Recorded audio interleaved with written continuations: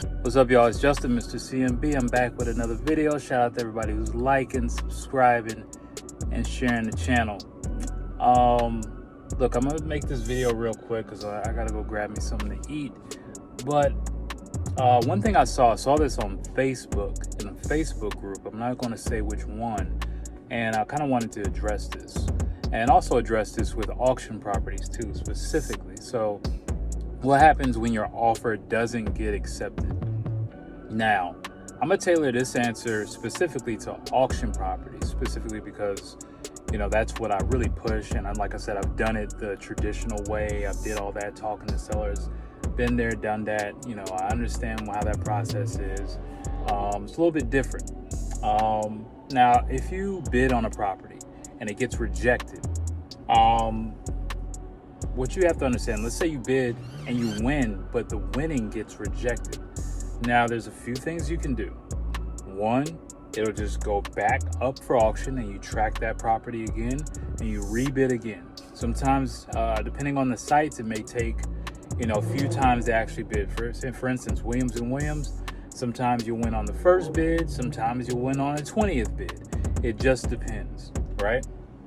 Now, if you win, sometimes some of these companies, they'll either shoot your email, but most likely they'll give you a call and ask you, is this the final bid? Is this your final bid? Can you come up to this price or such and such? They'll do that. And that's because, you know, some of these auctions are going back and forth. Some of these companies are going back and forth with the banks. And also there's other things going on behind the scenes, which I'm not going to mention in this video. But if you're below your maximum bid while you're bidding, and let's say you win and there's a rejection, but they call you up to ask you if this is your final bid. And sometimes they'll do this even when you win, but usually, like, this is more so like a Williams & Williams or Hudson & Marshall. They do that, not necessarily Zone or all these other sites. But you may win and they'll call you and they'll ask you, is this your final bid? And even though, let's say it is, you have like $2,000 or $3,000 of wiggle room. Well, let me take this back. Let me say that you don't have $2,000 or $3,000 of wiggle room. Let's say this is your max bid. Now, they'll ask you, can you come up maybe like $1,500, $2,000, $3,000? Now, this is what you're gonna have to do. It just depends on your numbers. Do you have enough buffer room to do that? Like, let's say if you know you have buyers in the area, and let's say you're going to sell it to a private buyer and you have buyers in the area, and you'll make maybe like about $23,000 or maybe like 15, let's say something like that. Now, if you know you can do this, then that wiggle room, that's when you can, you know, be like, okay, I'll do that and come up a little bit, because you know you can move it.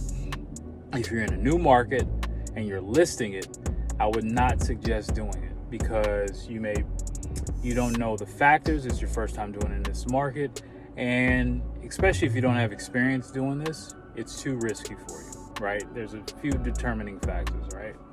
So this is how I would move and maneuver when you're doing auction properties, and let's say your bid is rejected, your offer is rejected, or if it's accepted, they call you up and want to reject it or want to renegotiate. These things do happen, right?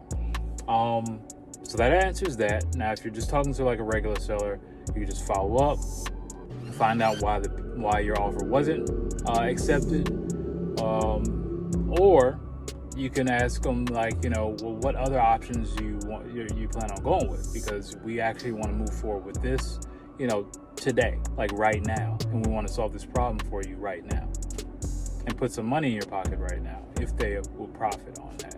If not, then solving your problem. Because if you're buying from a regular seller, it's only two reasons why they're selling. One, they need the money, or two, they need a problem solved. Sometimes it's both. If they're not going to make money off the deal when you buy it, then you're solving a problem. So you need to re-emphasize that. Don't be pushy, but re-emphasize that you can solve this quick and get it started today. Right, so I hope this video helps. I know it's getting dark out here. I didn't get a chance to shoot earlier. It's just been a crazy day. Y'all like, comment, share, subscribe. Mr. CMB Justin, I'm out. Peace.